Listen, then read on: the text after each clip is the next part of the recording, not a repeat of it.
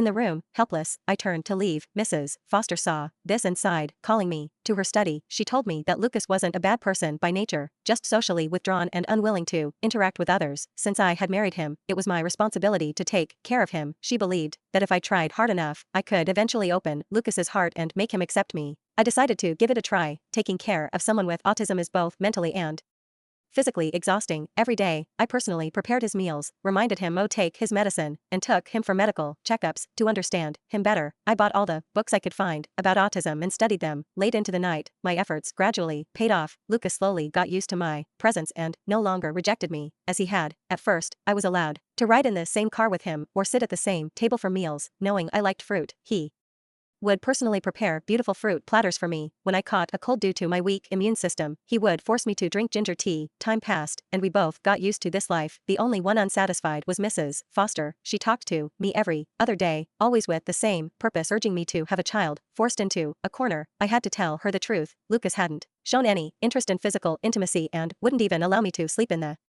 same bed. Mrs. Foster was anxious and angry. She took Lucas for a medical examination. The doctor said there was nothing wrong with his physical functions. He just couldn't overcome his psychological barriers and accept such an intimate relationship. When it comes down to it, it's your problem. Mrs. Foster told me, can't you find a way to make him fall in love with you? I was at a loss. I didn't even know what love was myself, let alone Lucas, for in our 7th year of marriage, Mrs. Foster gave me an ultimatum. The Foster family has only had one child for 3 generations. We can't let the line end here. If you can have a child, do it. If you can't, I'll find someone else who can. But then I won't have time to care about the Thompson family's business. Faced with such a blatant threat, I had no choice but to give in. That night, I found a romantic movie and invited Lucas to watch it with me. He agreed but left halfway through, saying it was boring. After my shower, I changed into the lingerie Mrs. Foster had specially made for me and nervously knocked on Lucas's door. I'm going to sleep, he said. We can talk tomorrow. Lucas blocked the door, not letting me in. I painted a new picture of birds. I was hoping you could take a look, I said. That's right. To please Lucas, I had even taken up painting classes. Lucas finally agreed to let me in, but his expression remained cold and he wouldn't look at me. Where's the painting? He asked. Don't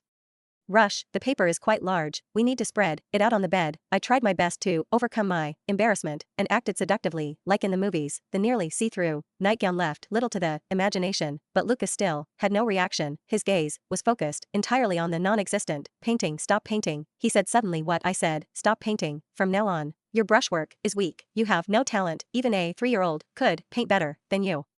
I blushed.